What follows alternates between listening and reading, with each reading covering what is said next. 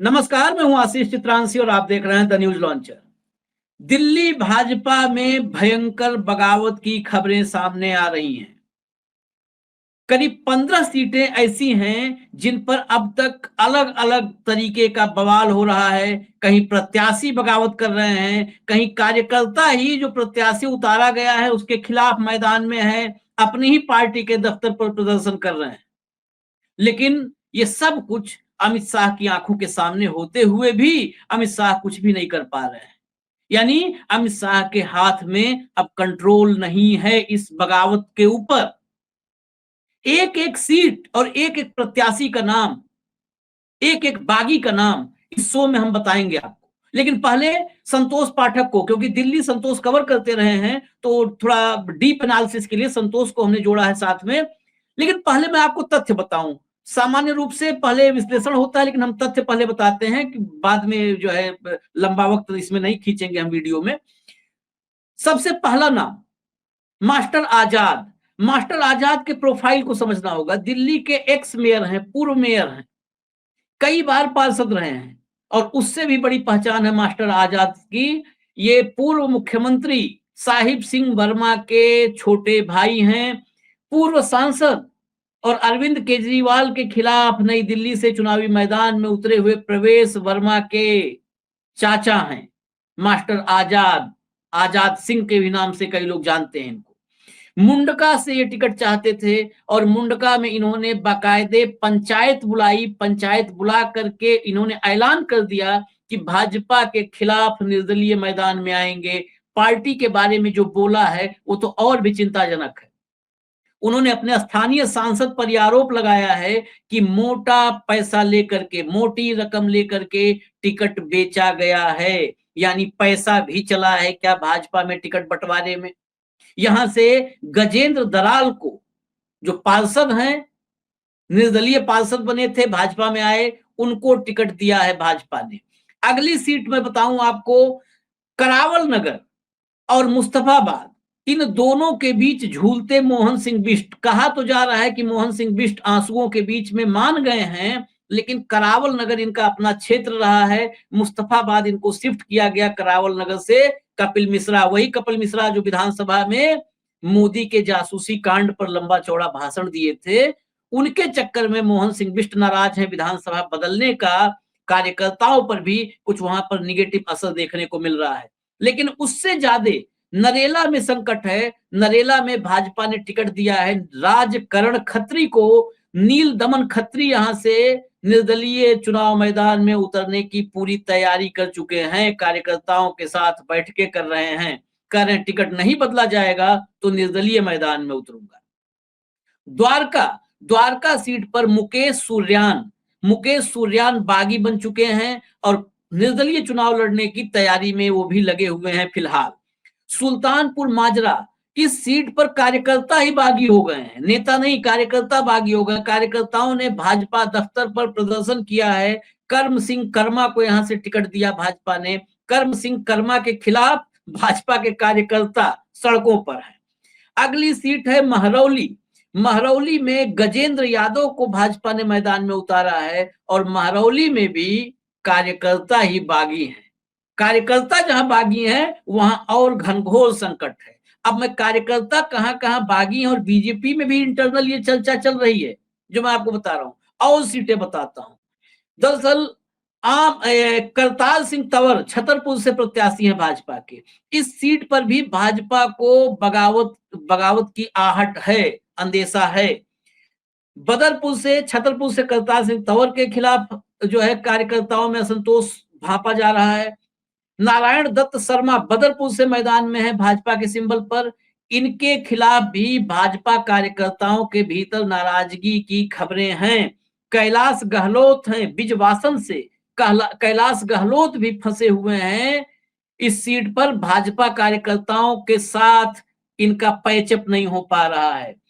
राजकुमार आनंद पटेल नगर से हैं, इनके साथ भी संकट है। ये भी भाजपा कार्यकर्ताओं के ही चक्रव्यूह में फंस सकते हैं। प्रियंका गौतम कोंडली से, इनके लिए भी भाजपा कार्यकर्ता मुसीबत बन सकते हैं। भाजपा के भीतर ही इनके खिलाफ बगावत हो सकती है, जो वैसे सुर नजर भी आ रहे हैं। अरविंदर सिंह लवली बड़े नेता हैं गांधीनगर से, इनके खिलाफ भी खुसफुसाहट है, भाजपा के कार्यकर्ता कंफर्टेबल नहीं है लवली को लेकर के।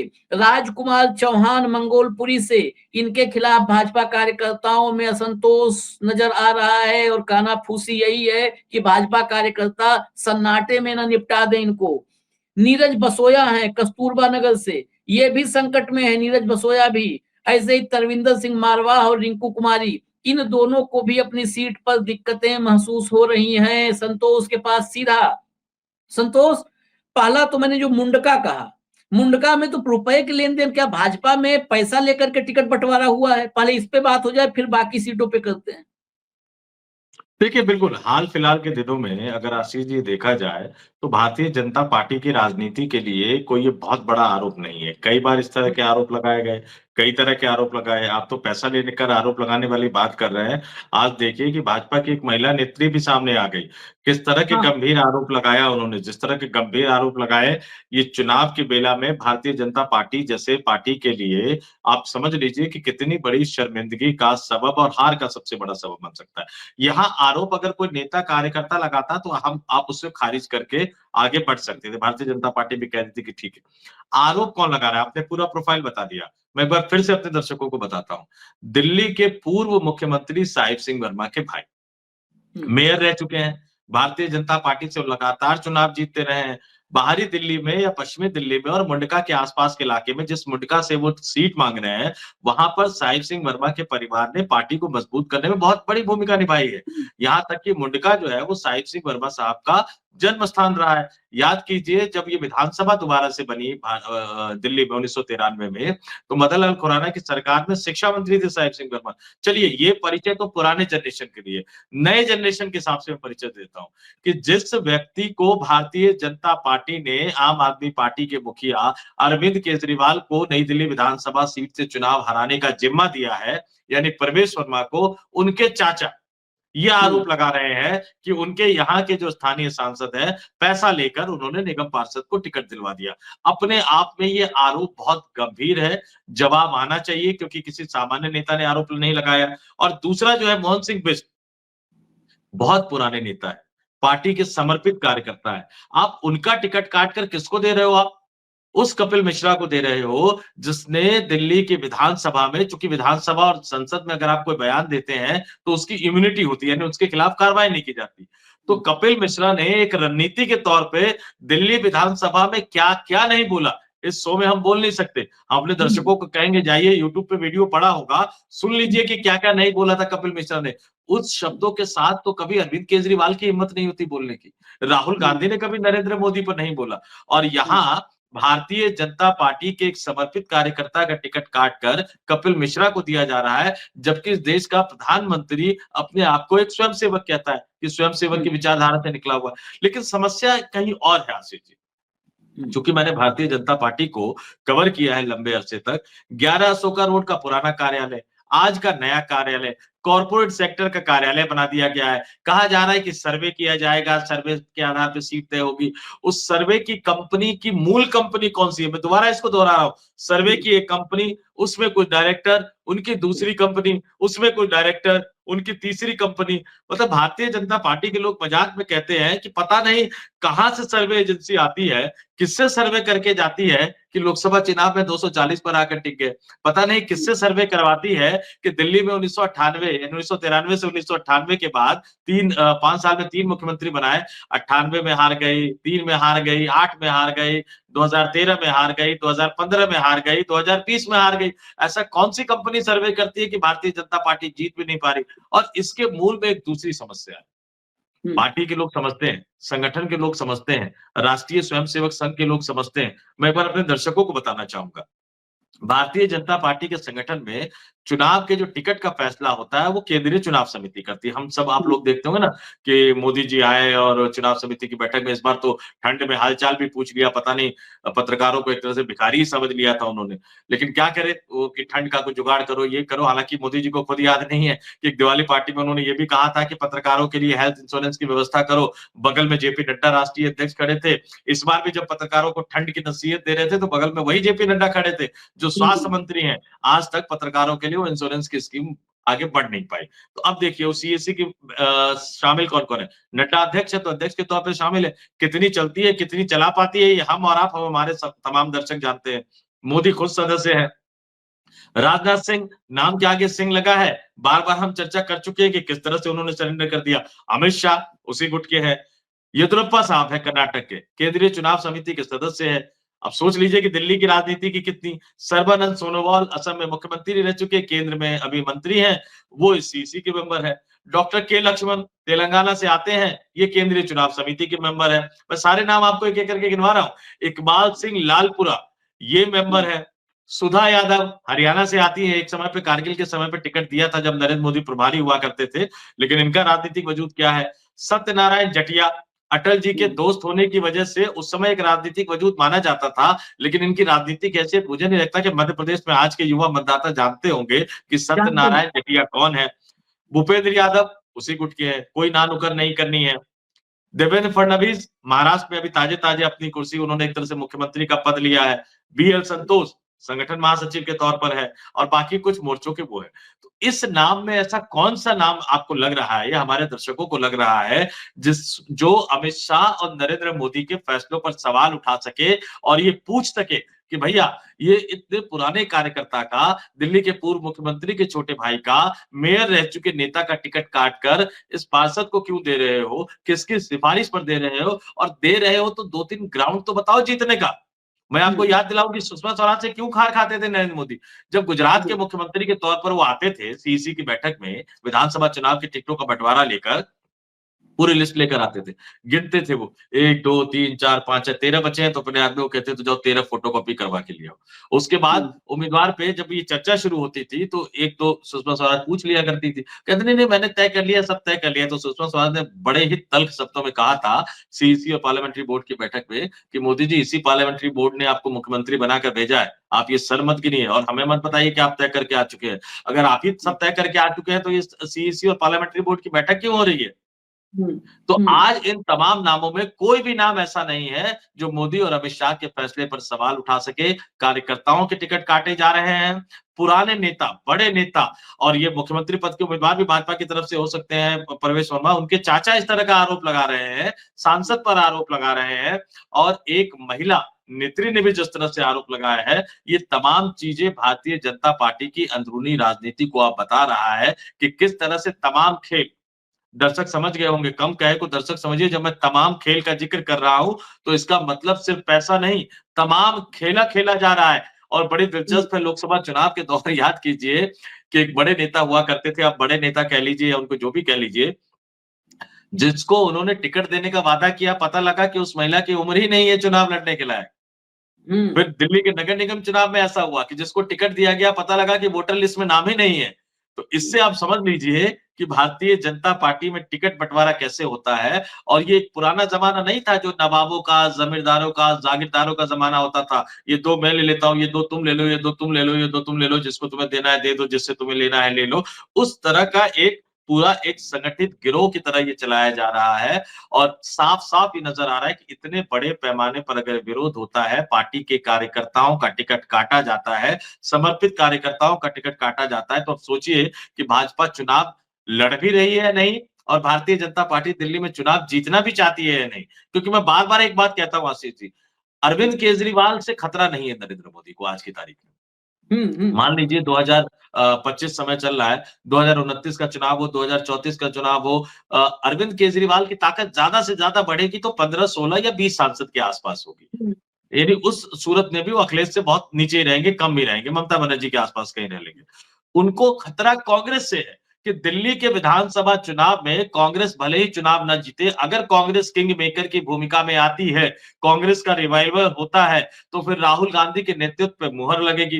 राहुल गांधी एक मजबूत नेता बन जाएंगे और दिल्ली में कांग्रेस मजबूत होगी तो राष्ट्रीय स्तर पर कांग्रेस मजबूत होगी और एक मजबूत कांग्रेस के नेता के तौर पर राहुल गांधी मजबूत होंगे, जो इंडिया गठबंधन के नेतृत्व करते हुए नरेंद्र मोदी को सत्ता से बाहर उखाड़ फेंकेंगे।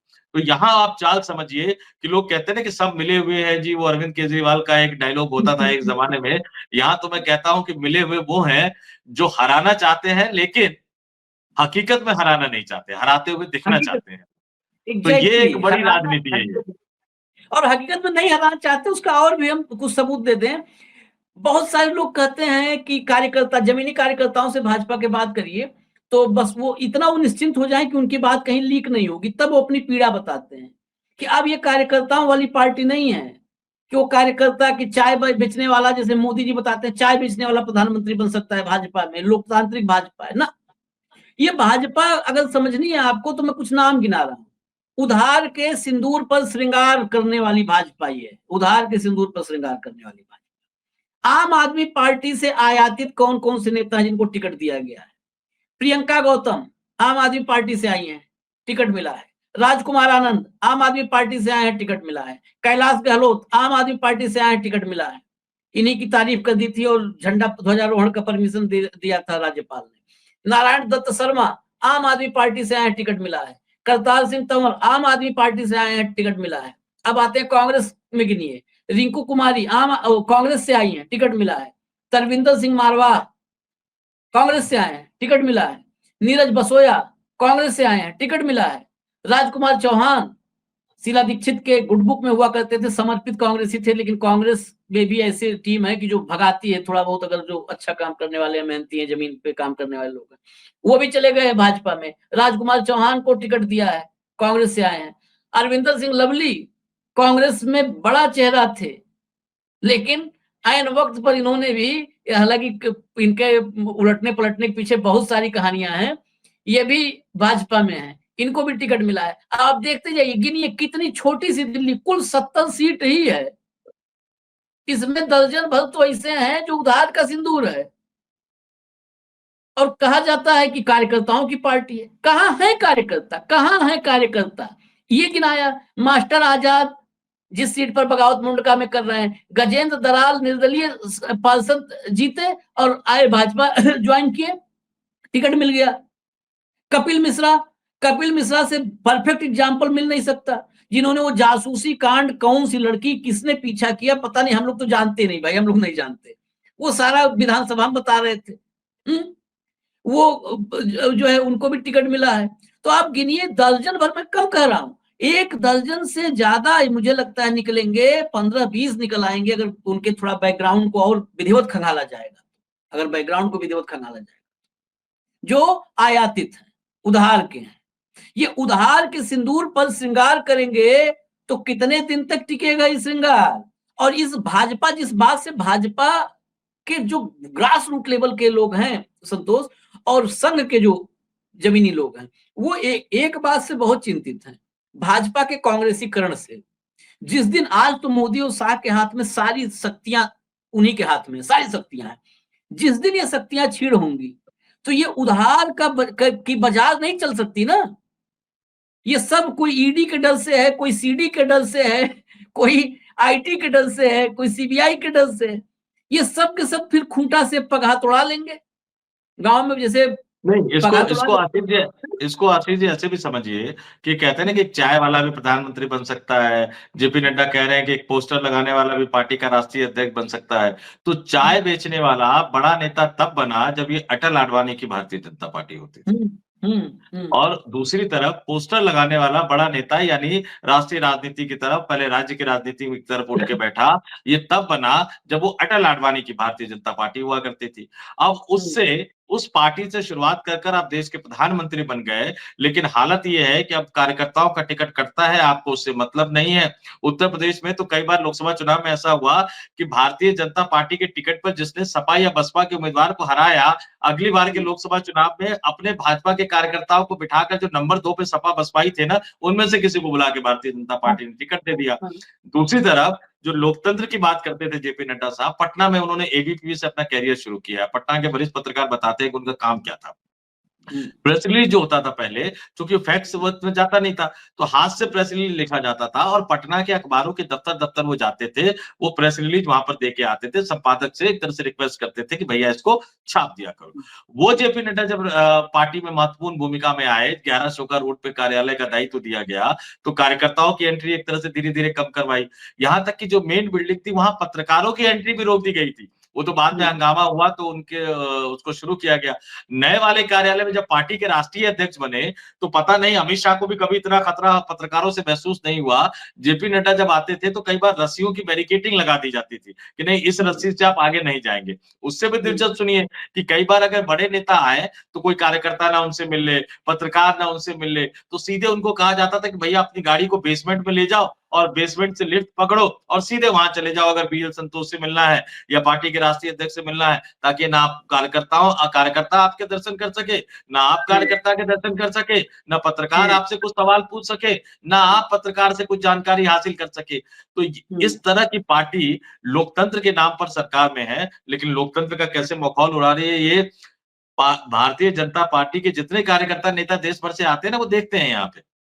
अच्छा, उससे भी बड़ी दिलचस्प कि बिहार के एक बड़े बाहुबली सांसद, ये मैं आज आपने जिक्र कर दिया तो मैं सुना रहा हूँ कि भाजपा के समर्पित कार्यकर्ताओं का दुख और दर्द समझिए। बिहार के एक बड़े कद्दावर नेता, नाम नहीं लूंगा, लेकिन बहुत ताकतवर बाहुबली को चुनाव हरा के बेचारे विधायक बने। दिल्ली आए, पार्टी के काम से आए, उन्होंने कहा कि चलिए टिकट तो हो ही जाएगा। एक दिन पहले उन्होंने ट्रेन का टिकट करवाया, बाकायदा उन्होंने रेल भवन जाके टिकट पहुंचाया, हालांकि पहले पहुंचाने की जरूरत नहीं पड़ती थी। लगातार 2 दिन तक उनका 2 बार टिकट कंफर्म नहीं हुआ। ये पार्टी के विधायक की हालत है जो कि ताकतवर नेता को चुनाव हराया है जिस व्यक्ति ने बिहार में। और ये दुख दर्द तो आप कहां तक 10 मिनट अगर आप बैठ जाइए तो कार्यकर्ताओं का जो दुख दर्द निकल कर सामने आता है, बतौर पत्रकार तो कभी-कभी मुझे क्षोभ होने लगता है कि बताइए पार्टी के कार्यकर्ताओं नेताओं की क्या हालत हो गई है। और आज वाले ये आरोप, ये तो सिर्फ एक छोटी-सी वानगी है, इसके नीचे जाएँगे तो पता नहीं क्या-क्या निकल कर सामने आएगा। चलिए, अब देखते हैं। अभी तो ये बगावत जो है अभी इसने सर उठाया है। अभी कितने सर उसमें आपस में टकराएंगे और क्या अंजाम लेकर के आएंगे ये भी सामने आ जाएगा। अब शाह कंट्रोल नहीं कर पा रहे तो बाकी तो कोई कंट्रोल कर नहीं पाएगा। खैर, हम फिर बाकी चुनावी अपडेट लेकर के आएंगे। दिल्ली के चुनाव में कम ही लोगों की रुचि नजर आ रही है इस बार, पता नहीं क्यों, चाहे चुनावी प्रक्रिया पर अविश्वास है या क्या वजह है।